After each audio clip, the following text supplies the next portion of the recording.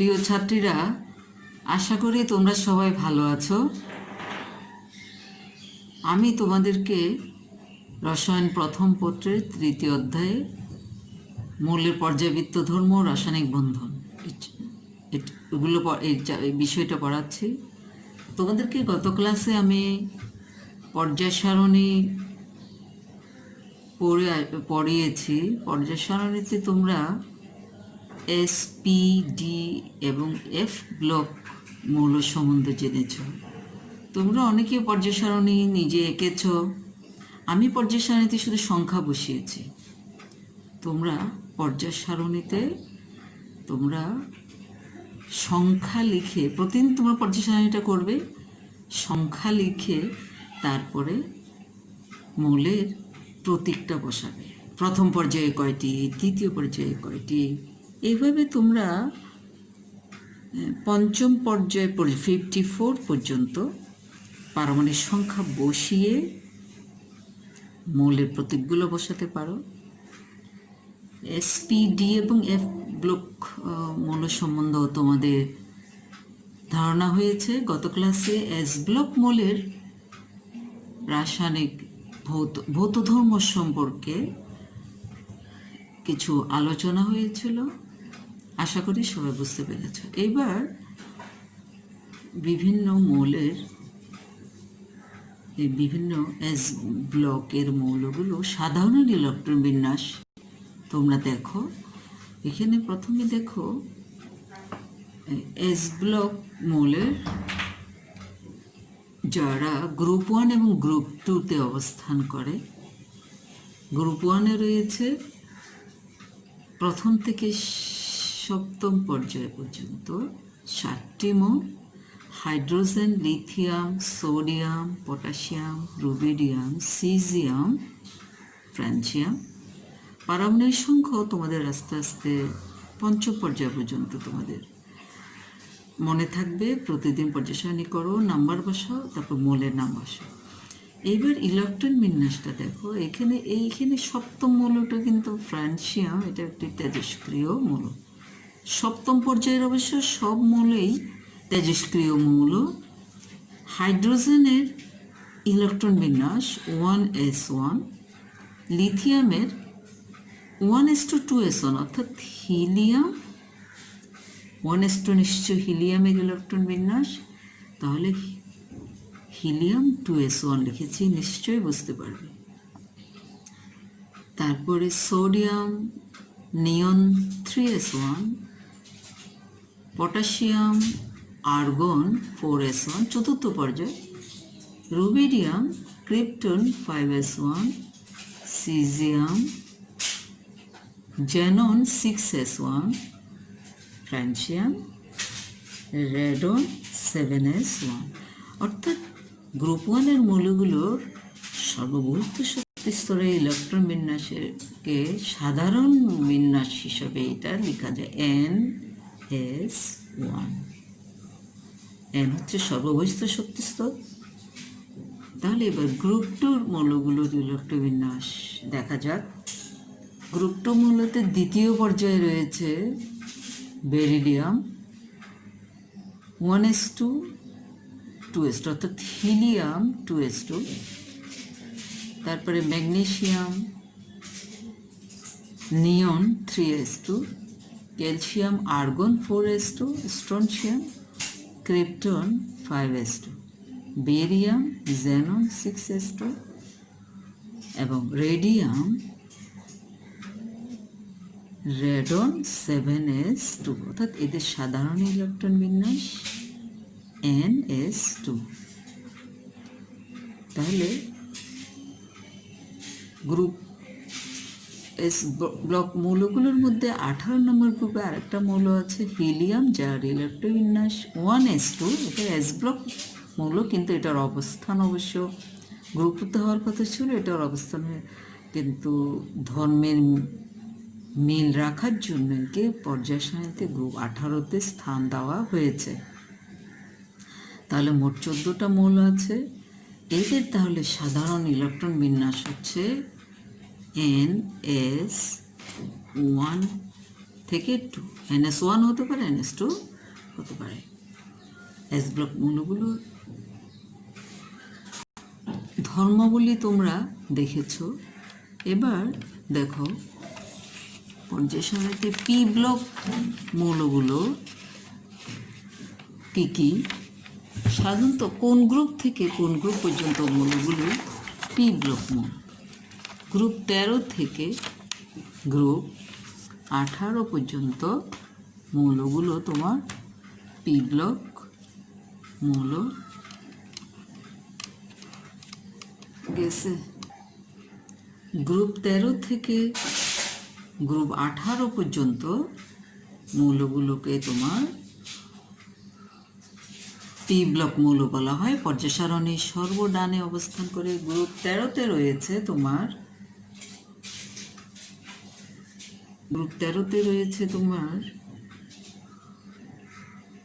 দ্বিতীয় পর্যায়ে, প্রথম পর্যায়ে কোনো মৌল নাই, বোরন, অ্যালুমিনিয়াম, গ্যালিয়াম, তারপরে ইন্ডিয়াম, থেলিয়াম, এইভাবে মৌলগুলো রয়েছে। তোমরা প্রথম, চতুর্থ, দ্বিতীয়, তৃতীয়, চতুর্থ পর্যায় পর্যন্ত মৌলগুলো ইলেকট্রবিন্যাস করো, পরে আস্তে আস্তে নিচের দিকে যেতে পারো।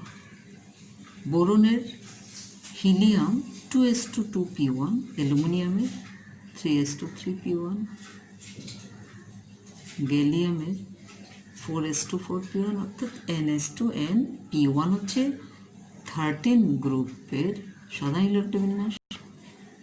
গ্রুপ 14 মৌলে দ্বিতীয় পর্যায়ে রয়েছে কার্বন, তারপরে সিলিকন, তারপরে রয়েছে জার্মানিয়াম, এভাবে টিন, পোলোনিয়াম, এই মৌলগুলো নিচের দিকে রয়েছে।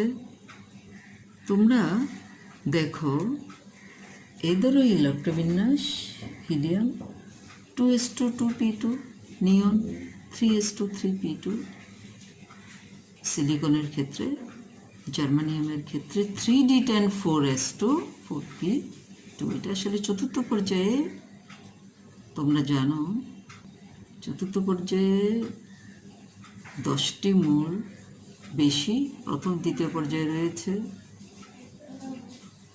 8টি মৌল, তৃতীয় পর্যায়ে ডি অরবিটালে 10টি মৌল প্রবেশ, 10টি ইলেকট্রন থাকতে পারে, 10টি মৌল বেশি তৃতীয় পর্যায়ে, চতুর্থ পর্যায়ে 10টি মৌল বেশি, 18টি মৌল। এখানে D10 4s2 4p2। গ্রুপ 14-এর সাধারণ ইলেকট্রবিন্যাস, গ্রুপ 14-এর ns2np2। তারপর গ্রুপ 15-এ দেখো nitrogen, phosphorus, arsenic, antimony, bismuth, এইভাবে। 7 নম্বর পর্যায়ের তো সবগুলো মৌলই আসলে তেজস্ক্রিয় মৌল, এবং এরা কৃত্রিমভাবে সংশ্লেষণ করা হয়েছে। প্রথম, দ্বিতীয়, তৃতীয় এবং চতুর্থ পর্যায় পর্যন্ত মৌলগুলো দেখে নাও। নাইট্রোজেনের ক্ষেত্রে দেখো 2s2 2p3, phosphorus 3s2 3p3, arsenic 3d10 4s2 4p3। অর্থাৎ গ্রুপ 15-এর মৌলগুলোর সাধারণ ইলেকট্রবিন্যাস ns2np3। n হচ্ছে সর্ববহিস্থ শক্তি স্তরের কোয়ান্টাম নাম্বার, সর্ববহিস্থ শক্তি স্তর। তারপরে রয়েছে তোমার গ্রুপ 16-এর মৌলগুলো। গ্রুপ 16-এর মৌলগুলো তো রয়েছে অক্সিজেন, সালফার,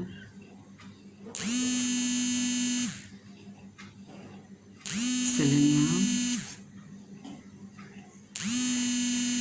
এদেরও সাধারণ electron 2s2 2p4, 3s2 3p4।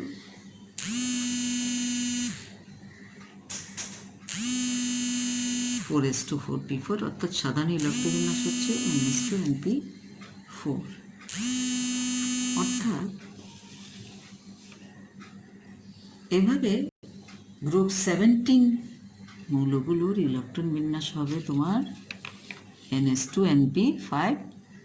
ঠিক অনুরূপ গ্রুপ 18 মৌলগুলোর সাধারণ ইলেকট্রন বিন্যাস হচ্ছে NH2NP6, অর্থাৎ এদের সাধারণ ইলেকট্রন বিন্যাস হচ্ছে NH2NP1 to 6। পি ব্লক মৌলগুলো গ্রুপ 13 থেকে গ্রুপ 18 পর্যন্ত মৌলগুলোকে পি ব্লক মৌল। অধিকাংশ মৌলই কিন্তু অধাতু। এদের মধ্যে তোমার boron, silicon, germanium, arsenic, antimony, tellurium এই 6টি মৌলের ধাতু এবং অধাতু উভয় ধর্ম প্রকাশ পায়। এই জন্য এদেরকে মেটালয়েড বা অপধাতু, কোনো কোনো বইতে উপধাতুও বলা হয়। পর্যায় সারণী পি ব্লক মৌলের মাঝখানের সিঁড়ি রেখার, পি ব্লক মৌলের দেখো মাঝখানে একটা সিঁড়ি রেখা আছে, লাল দাগ, এই সিঁড়ির মতো একটা দাগ আছে। এই সিঁড়ি রেখার ডান দিকের মৌলগুলো অধাতু, সিঁড়ি রেখার উপরের ডান দিকের মৌলগুলো অধাতু এবং সিঁড়ি রেখার নিচে বাঁ দিকের মৌলগুলো ধাতু। এখানে সিঁড়ি বরাবর মৌলগুলোর মধ্যে সিলিকন, আর্সেনিক, টেলুরিয়াম এদের মধ্যে তোমার একটু ধাতু এবং অধাতু উভয় ধর্ম প্রদর্শন করে। এই সিঁড়ির ধাপটা দিয়ে পি ব্লক মৌলের মধ্যে ধাতু এবং অধাতুর মধ্যে পার্থক্যটা দেখানো হয়েছে। তাহলে পি ব্লক মৌলগুলোর মধ্যে হিলিয়াম এর যদিও বা ইলেকট্রন বিন্যাসটা একটু ভিন্ন, হিলিয়ামকে একটু পি ব্লক মৌলের মধ্যে রাখা হয়েছে। এদের সমযোজী যৌগ তৈরি করে, অধাতু যৌগগুলো এরা সমযোজী মৌল তৈরি করে। এখানে তোমার পলোনিয়াম, স্টেটাইন, রেডন এই মৌলগুলো কিন্তু আবার পি ব্লক মৌলের মধ্যে এরা তেজস্ক্রিয়। আর 113 থেকে 118 পর্যন্ত মৌলগুলো তেজস্ক্রিয় এবং এরা আবার কৃত্রিমভাবে প্রস্তুত করা হয়। এই মৌলগুলোকে কৃত্রিমভাবে প্রস্তুত করা হয়। 113 থেকে 118 পর্যন্ত মৌলগুলোকে কৃত্রিমভাবে তৈরি করা হয়। এগুলো আবার তেজস্ক্রিয় মৌল। গ্রুপ পি ব্লক মৌলগুলোর তোমার সাধারণত অধাতু হয়ে থাকে। এরপরে দেখো তাহলে পি ব্লক মৌলগুলোর সাধারণ ইলেকট্রন বিন্যাস হচ্ছে NH2P1 to 6। মোট 36টা এখানে মৌল দেখা যাচ্ছে। পি ব্লক মৌলের মধ্যে সাধারণ ইলেকট্রন বিন্যাস হবে NH2P1 to 6। পি ব্লক মৌলের পরে তোমরা যে মৌলগুলো পড়বে সেটা হচ্ছে ডি ব্লক। ডি ব্লক মৌলগুলো পর্যায় সারণীতে কোন গ্রুপ থেকে কোন গ্রুপ হলো? পর্যায় সারণীতে সাধারণত ডি ব্লক মৌলগুলোর অবস্থান গ্রুপ 3 থেকে গ্রুপ 12 পর্যন্ত মৌলগুলোকে ডি ব্লক মৌল বলা হয়। গ্রুপ 3 থেকে গ্রুপ 12 পর্যন্ত মৌলগুলোকে তোমরা ইলেকট্রন বিন্যাস করেছ। এগুলো সাধারণত চতুর্থ পর্যায় থেকে শুরু। চতুর্থ পর্যায়ে গ্রুপ 3 তোমরা সামনে পর্যায়, তোমাদের সামনে পর্যায় সারণীটা রাখো, নিজেরা পর্যায় সারণীটা আঁকবে। ডি ব্লক মৌলগুলো আলাদা, ইলেকট্রোবিন্যাস তোমরা অনেকে করেছো, তারপর আবার একটু দেখো স্ক্যান্ডিয়ামের ইলেকট্রোবিন্যাসে দেখা যাবে যে আর্গন 18 পরে, তারপর 4s2 20, 20-এর পরে 21 নাম্বার সর্বশেষ ইলেকট্রনটি যাচ্ছে ডি অরবিটালে, 3d অরবিটালে। এই জন্যই এদেরকে ডি ব্লক মৌল বলা হয়। একটু আগে বলেছি সর্ববৈশ্য শক্তি স্তর 4 n-1 ডি অরবিটালে প্রবেশ করছে।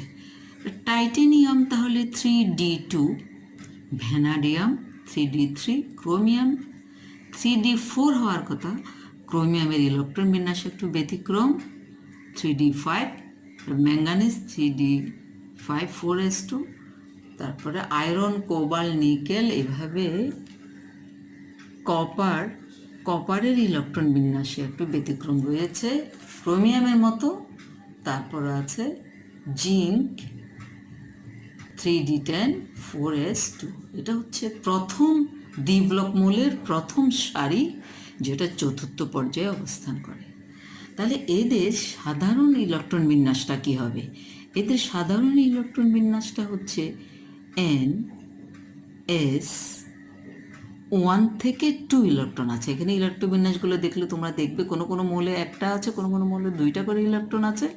তাহলে n সর্ববৈশ্য শক্তি স্তর যদি n হয়, যেমন 4s 1 থেকে 2 ইলেকট্রন থাকবে, আর n-1 অর্থাৎ 3dতে 1 থেকে 10টা পর্যন্ত ইলেকট্রন আছে।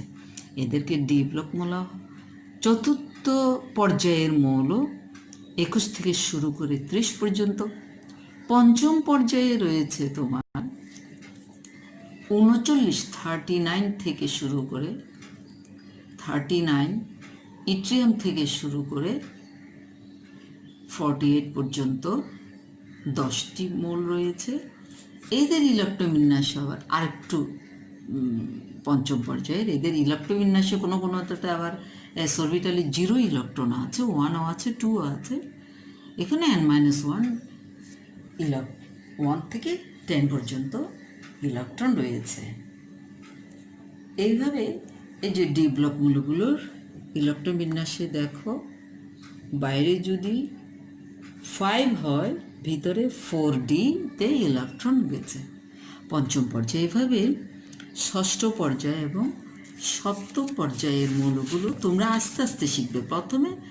প্রথম ডি ব্লক মৌলগুলোর নামগুলো তোমরা ভালো করে শিখে ফেলবে। তারপরে দ্বিতীয় ডি ব্লক মৌলগুলোকে আবার অবস্থান্তর মৌল বলা হয়।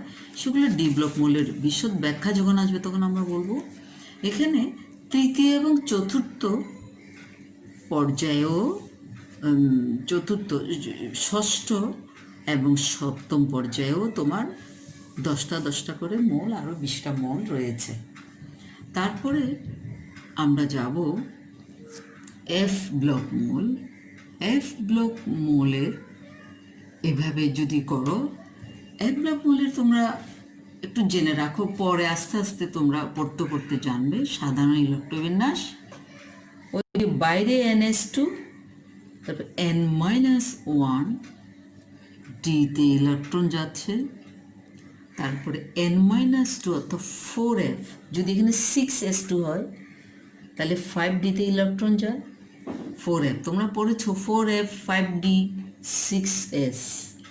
এটা হচ্ছে এফ ব্লক মৌলের ইলেকট্রন বিন্যাস। এটা হচ্ছে এরা গ্রুপ 3-তে অবস্থান করে। এরা তারপরে n-এর মান 6ও হতে পারে, 7ও হতে পারে। 2 সিরিজে এফ ব্লক মৌলগুলো রয়েছে।